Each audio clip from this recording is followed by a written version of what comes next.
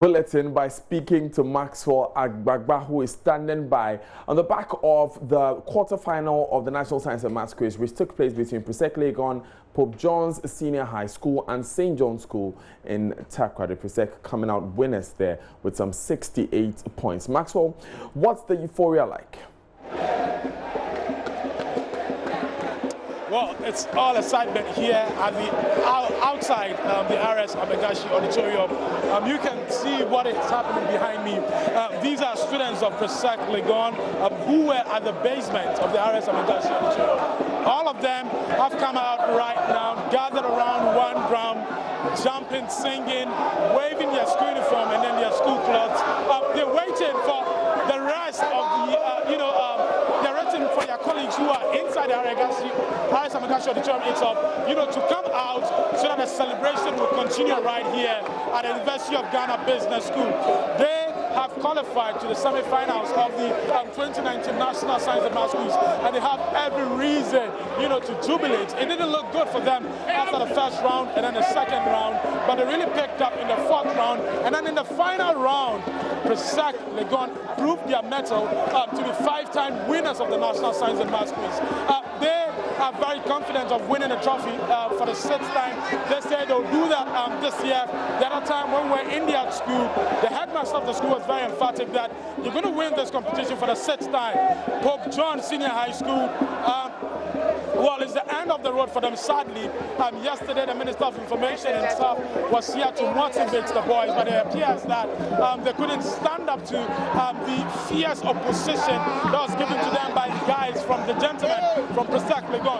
The celebration will continue on abated. Let me find out from this gentleman, old boys of Presec Legon. What's your name? My name is Gionel. Which year did you complete Presec? Come again.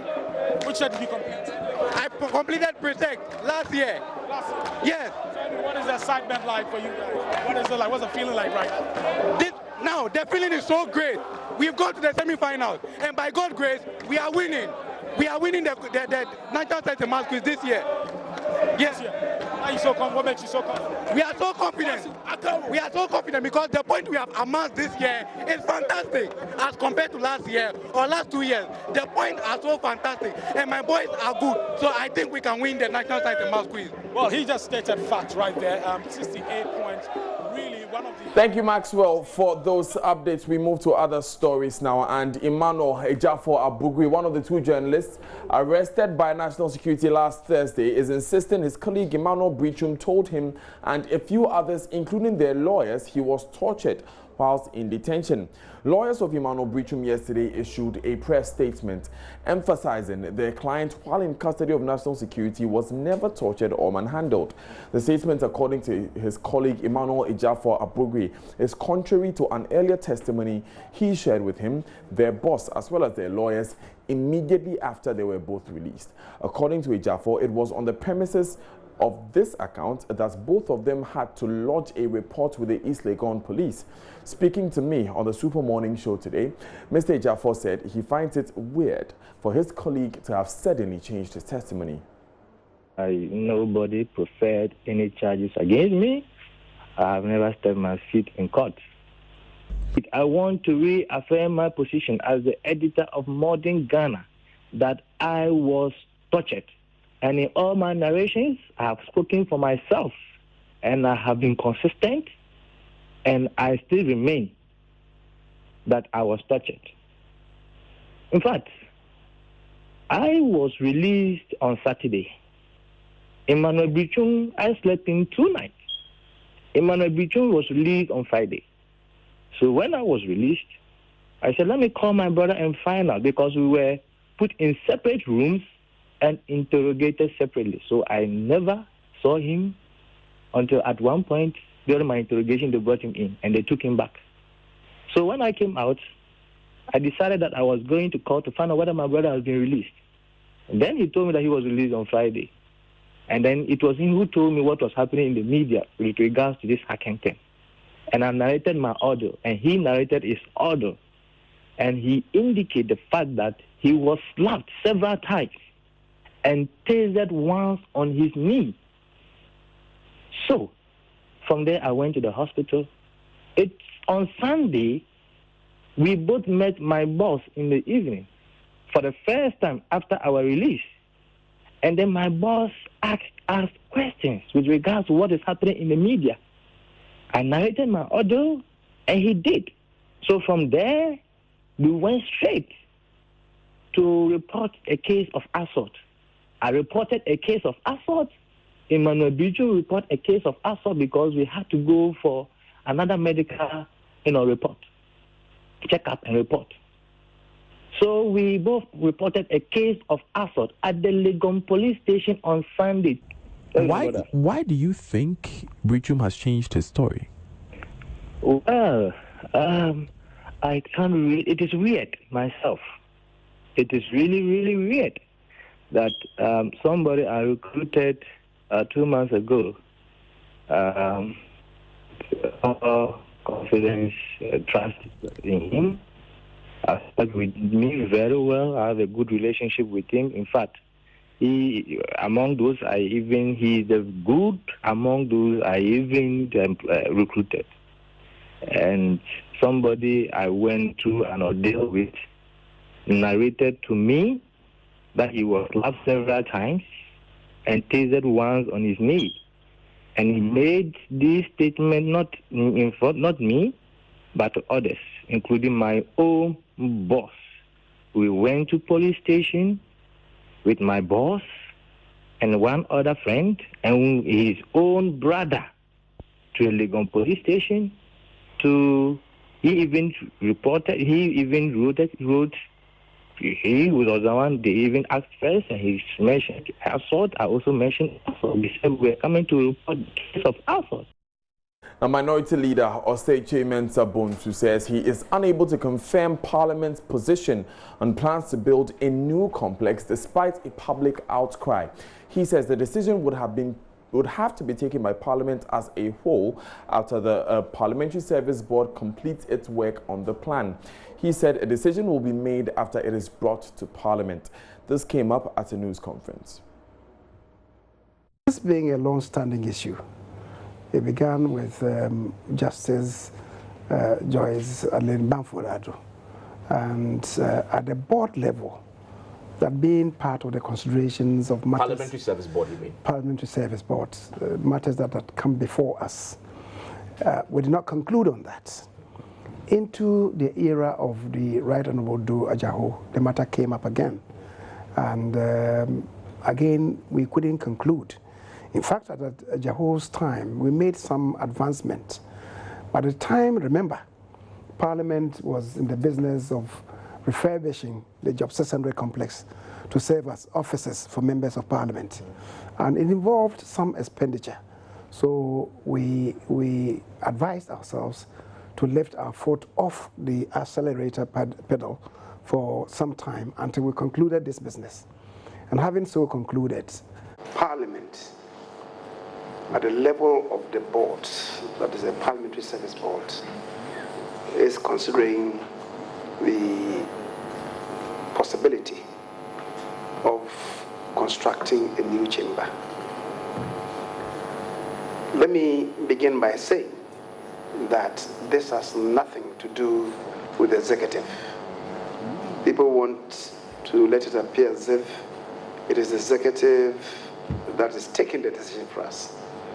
Let me say that it is not an executive decision. I want to underline that, because some media houses and some members of the public, citizens of this country, perhaps for want of relevant information, want to posit that it's the executive that's taking a decision. As I said, that is most untrue. Let me use this occasion to apologize to our members of Parliament, because it is most inappropriate for members of Parliament to hear about this for the first time in the press, as happened after the events of last week Thursday. At this stage, the process is not concluded, and the financials have not been concluded. Procurement has not been concluded. The agreement is not being firmed up because these ones have not been concluded. And if the agreement is firmed up, it must come to Parliament. Now, even before the matter comes up before Parliament, there's opposition to the plan from both majority and minority MPs. Minister for Information and Member of Parliament for Ofuasa Irebi, Kojo Opon-Nkrumah, is of the opinion the House would have to reconsider plans to build the new parliamentary complex, judging from opposition to it, even among MPs. It came to me as a surprise when I heard it in the news that Parliament was constructing or was supposedly going to construct a new chamber. So this morning, for example, we had a caucus meeting, inquiring that what is this idea about, and we are being told that the Parliamentary Service Board is mooting an idea that a new chamber be constructed. How much it costs, who is constructing, what is the need for this chamber, all of that has not even been, and I'm sure you've spoken to members of Parliament. Members of Parliament have not been engaged on this matter even. The Parliamentary Service Board is the one that we are told has mooted this idea. It doesn't appear to be a popular idea even among members of Parliament. I must be honest with you. It doesn't appear to be a popular idea even among members of Parliament. So again, if indeed that engagement takes place, I'm very sure that there will be a lot of members who will speak against it, that it is not a priority at this point in time. Parliament may have every reason to have that facility, but the timing is very wrong, not at this very time that we need 450 seating capacity. How many are we? We may make the argument that, oh, we are creating spaces not for new members of Parliament or maybe for the judiciary. So sometimes when they come here, they will. But currently, where we stand now, as an institution, as a Parliament, that shouldn't be the priority. Concerns, genuine or not, as a result of lack of information, as we are now being told, should be directed at our executive, because at the end of the day they will make the decision to bring either a loan facility or a contract or whatever arrangement that is in place to Parliament and request parliamentarians to either approve or disapprove. So why allow that to happen as citizens when we can stop it even before it is birth? So you want the executive and the president to show leadership and probably pull brakes on this idea? Exactly. I mean, you recall, and it is still online, the graphic published it. Dr. Mahmoud Bawumia in 2017 was the first to give a hint that government was planning to put up a new chamber block. Dr. Mahmoud Bawumia, our vice president. So it is government business. And so government should not even think of that idea of bringing it to Parliament. Let us target our government. Let's listen to all views and come to a consensus as to whether the timing is an appropriate or prudent for us to embark on such a project or not. So I leave the judgment to the good people of this country. Away from that, victims of a demolition exercise carried out by the Tema West Municipal Assembly yesterday to rid squatters off the Accra-Tema motorway are still lingering around, salvaging their wares. Joe News' Roland Walker visited the area this morning to interact with them and to find out how they are recovering from yesterday's incident.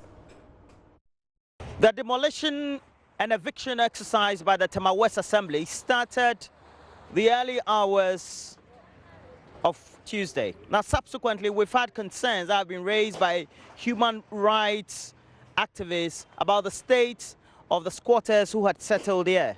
Even though the Tema West Municipal Assembly had the right to undertake the actions, the concerns about the state and squalor of this place is a concern for many others, not only here, but also those who are into the NGO business and charity.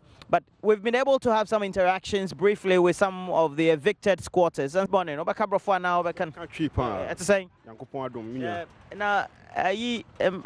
idea over the last 12 hours, most of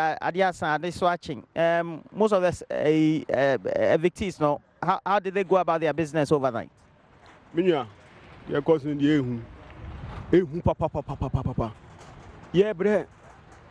Yeah, brepa bimu daha na de chin. Obi daha na de achi. Ye ni be binda. Ye fie vuotu. Esi ajapade o masese wa hanu nye ajapade ketewa.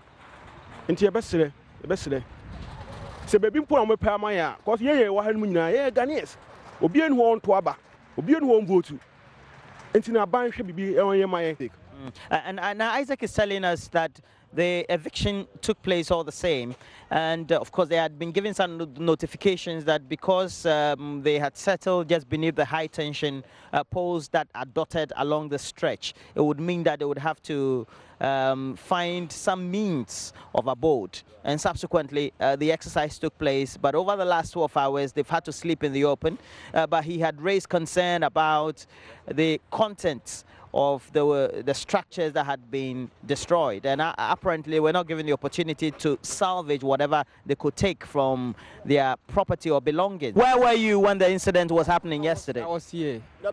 So just take us through what really transpired. When the moment they came, they started spoiling the chaos at the down. Even there is the one shop there, the man was inside packing his things. They don't want the man to take the things away. They're even breaking the thing on the man.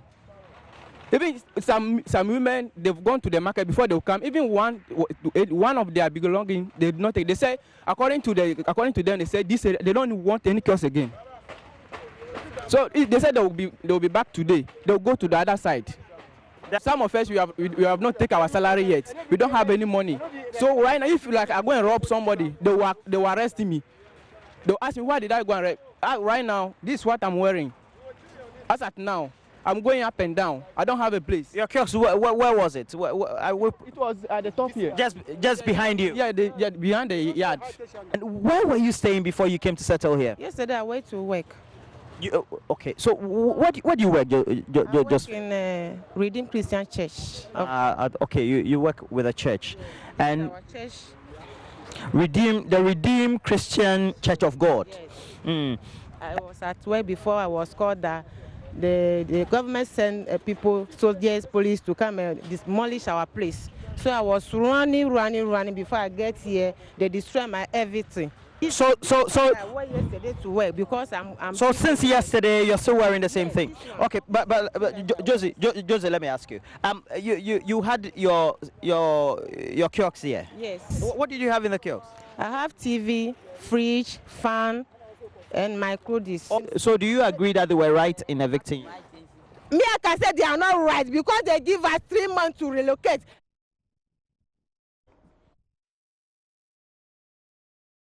To the Ashanti region now, and health authorities in Asokore-Mampong municipality are confident of improved service delivery for residents as the new health center opens at Parkoso. The facility, which will basically serve 4 major communities, will also provide immunization, family planning and other specialist services. Municipal Health Director Reverend Solomon Enum-Doku particularly cites low patronage of family planning services in the municipality, presently at 9%. Ohiming Teria has more. Parkoso, Aprade and Borbine are among fast-growing communities in the peri-urban Asokore-Mampong municipality. Residents here are forced to access healthcare services at far-away Menchia Government Hospital.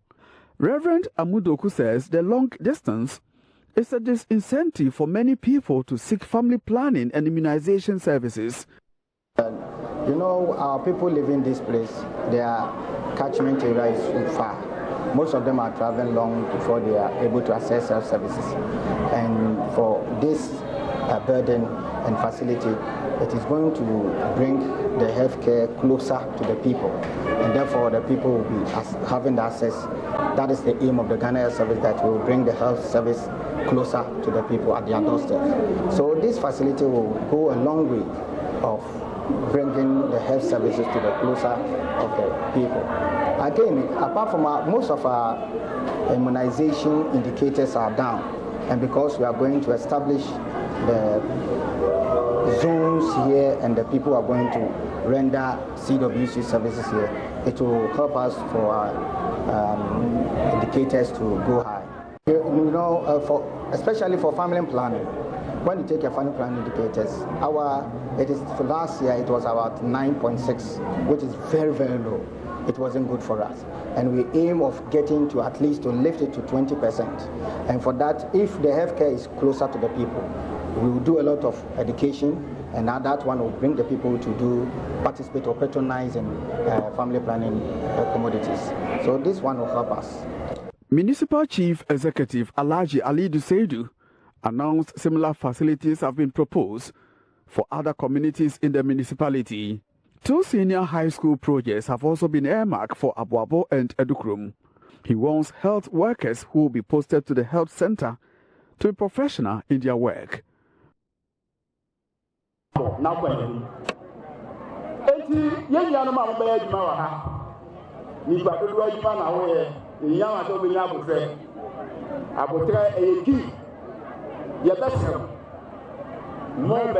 I entreat our brothers and sisters who would be working here to be professional.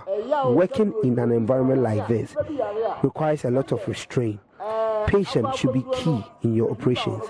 You must also have in mind the sick are always in pain, so you should also bear with them.